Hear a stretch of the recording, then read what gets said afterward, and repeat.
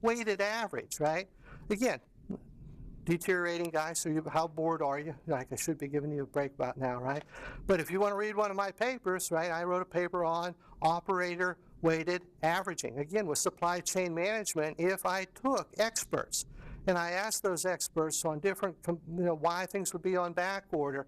Some people would be better experts at the ALT. Some would be better experts at the PLTs. Others would be experts on the environmental component. Now, should we have everybody's opinion being exactly the same? I may not know my ask for my elbow about environmental, but I may be very good at productive lead time. Somebody else that's an accountant may be very good at ALT. So should we not give the ALT component of that, maybe rate their opinion higher because they're more of an expert in that area, right? Again, that's here with these breakdowns. Will it occur 0, 1, 2, 3, or 4 times per month? What's the relative frequency? Well, there's a 10% chance it'll break down no times. 20% that'll break down once. 30, 2 times. 25%, 3 times. And 15%, 4 times. Again, that looks pretty well like a normal distribution there, right? Because here's your 0.1, here's your 0.15, 0.2, 0.25, the largest being in the middle. Now again, don't forget, do all bell-shaped curves look the same, right? Is this a bell-shaped curve? It is, right? Is this a bell-shaped curve, right? It can be skewed left and right. This is called kurtosis. It's more peaked. There's not much variation around this son of a gun, right? There's hardly any variation here. Here's my A's, and here's my B's, right? You just didn't miss it by much.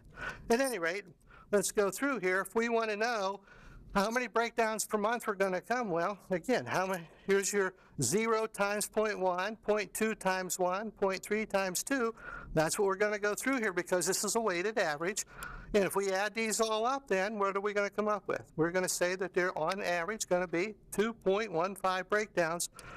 That's the expected value we're going to get out of this weighted average and going through that process. Does everybody follow that? Okay, again, boring the hell out of you guys, right? Now, again, here is, boy, this fits in exactly with what you were talking to me about before, right? What do we do in QBiz 215 undergraduate? We take them there and we give them a bunch of numbers. They got to add the numbers up and they got to square it and they got to go through the least squares, right? It takes them forever and they're lost. They don't know what they're doing. Kind of like me, right? Well, what's another way around it? I give them SPSS. They plug those numbers into the spreadsheet. They go up there, they say statistics and run regression. I get the results right there and it's perfect. Why do I have to add all those numbers up? And just shows you how the least regression squares. What's the theory behind it? That's all it's doing, right? But who in their right mind today would do something like that? So here, this is what we're showing you. This is a general formula here for, again, we'll show you this for variation and for the standard deviation. So here again, variance is a measure of the dispersion of a random variable value about the mean. Now on the test, neither they screwed up, but really I guess they didn't. Because the answer is going to be, what else could I put in here other than variance is a measure of the dispersion of a random variable values around the mean? What else is a measure of dispersion around the mean? Variation is, right? Variation means how much does it vary? From an A to an F, it's varying around that mean. But what else is? The standard deviations are too, right? So if you had A, B, C, or D up there, and variance wasn't there, what would you pick? Give me the word. Huh? Standard deviation, right? It's your grandmother. I'm tipping you off, right? It may still be right, but I really the answer should be variance there. Now, I could just get rid of that question if you want me to, but it's a freebie. Is anybody going to miss that question? No, right? It should be variance. That's the answer. But variance isn't A, B, C, or D. So you're going to have to go to the backup answer. Roethlisberger got knocked out, you know what I mean? Who are we going to go with? Jimmy Rogers, you know what I mean? Hand off left, right, and up the middle, you know what I mean? So, it's kind of true that the standard deviation is also. But see, again, what are you going to do? Square the difference between each value and the expected value. So you're going to have to take what the value is I have and what the expected value. You got to subtract those. Then I got to multiply those together and then sum them up together. Now, later on, I'm going to come back and tell you to remember this formula, because you're going to ask me where a number came from, and I'm going to tell you it came from right here. So you'd have to go through this entire process right here in order to come up with this number later that I'm going to show you, right? Do you want to do that? Can I expect you to do these kind of things on the test? Hell, you got one question like that, would take you 2.5 hours. You wouldn't get anything done, right? So that's not going to happen. So here again, what's this 0, 1, 2, 3, and 4? Remember that? How many breakdowns? 0, 1, 2, 3, 4, right? What was the probability of them? 0.1, 0.2, right? Now again, what we have to do here is take xi minus ex, right? So, where did that come from? I always have to have my cheat sheet on this one, right? Oh,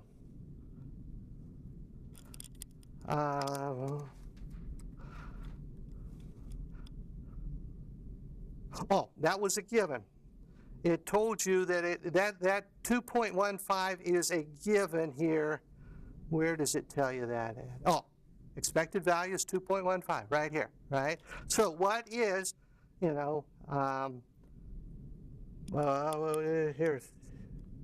yeah, 0 minus 2.15, right, gives me 0 minus 2.15 gives me what? Minus 2.15. 1 minus 2.15 gives me, is that right? Negative? Okay, so that's where it comes. See, this is a little tricky. This is a given. 0 minus this gives me the negative, right? Then what do I have to do with this? 2.15 times 2.15 is 4.62. And then, we can take that times the probability of 0, or times 0.1. So 4.62 times 0.1 gives me 0.462, right? Now again, do you guys want to do this on the test? Is this why we have Excel spreadsheets? Is this why we have SPSS to do it? But this is what's going on behind the scenes. So what do we get out of this? This is the formula here. This formula is the formula for exactly what we're doing here. This is what we'd have to go through longhand if we didn't have these computer programs to do this for. So what is the variation? Variation is 1.425 breakdowns per month. What's the standard deviation? Standard deviation is the square root of the variance, right? If I know the square root, if I know the standard deviation, do I know the variance? Yeah, standard deviation times standard deviation gives me the variance. If I know the variance, do I know the standard deviation? Yeah, the variance, the square root of the variance is the standard deviation. Those are laws. Those are statistical laws. That's you can take that to the bank, right? Are you with me? You're not with me. Keep going. Do you know the difference between dichotomous and continuous variables? Categorical, dichotomous. Yes, no. Yes, no. Right, wrong. Up, down. Those, you only have two possibilities. What are the variables in this class for your grade? A, B, right? Now, what did I do? I took a scale that was continuous, A, B, C, D, right? And I made it into a dichotomous or categorical scale.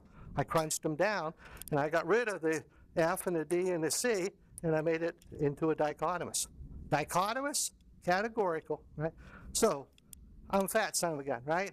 I got a scale. It runs away from me in the bathroom every morning, right? I step onto the scale, right? It goes around 3 times, stops about, 225 somewhere in there, 230. I might be lying, I don't know. Yeah. So, what's the difference between 1 pound and 2 pounds? Is it the same as between 2 pounds and 3 pounds? Same as between 3 pounds and 4 pounds, right? That's called a ratio scale. That's the kind of data you want because, if I talk about height, there's a difference between 1 inch and 2 inches, the same as between 2 inches and 3 inches. Those are continuous variables. They're also ratio because the difference between each unit is the same. Now, who's my marketers I'm making fun of all the time? I'll just say it's don't take it seriously. Hell, you guys are probably making more money than I am. You know what I mean? But you do a survey. You do 1, 2, 3, 4, and 5 here. And this is, I strongly disagree, I disagree, I'm neutral, I agree, and I strongly agree. Does that look familiar?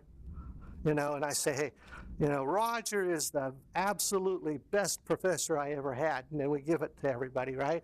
And they're going to all say, well, I strongly disagree that he's the best professor I had. You know, I get these.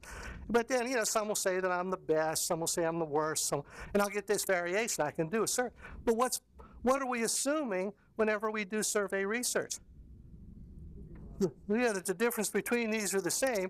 What is the difference between strongly disagree and disagree? Are they, you know, or is this more of a ordinal scale?